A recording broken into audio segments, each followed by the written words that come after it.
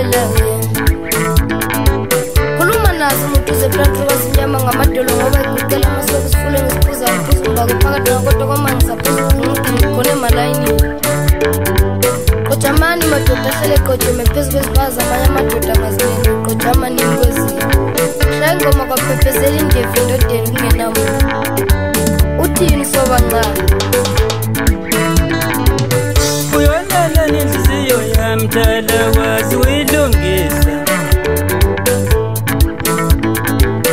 Uyonala nomoya wami sithanda wazi uxolisa manje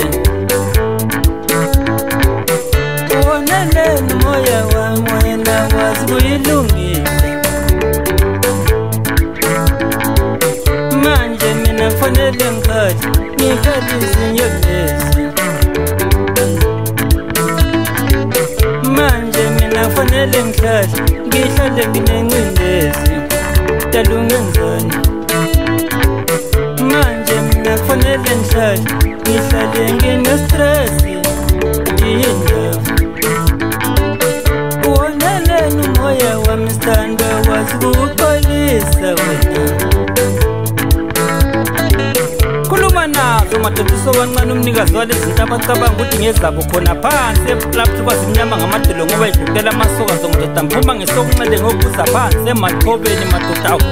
ngasho ngathi suke lapho isigijima sithe sifika phezulu ethomakala zabhekisa amakhada phansi zathi gunqu kwathiwa nansi yagijima uzulu ngigijima nalo ijongo silama madoda abaningi bathi ngu-aphiwe kodwa mina ngithi muntuza wemfana asithi kude kwelakithi kwazimnyama ahademede mani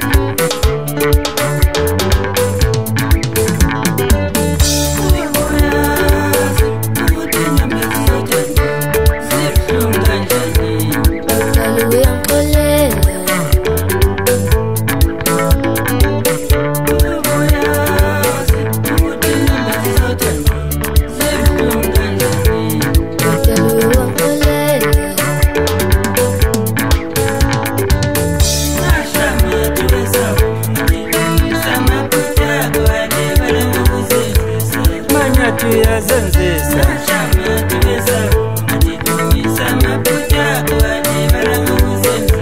Mandlovu yazenzisa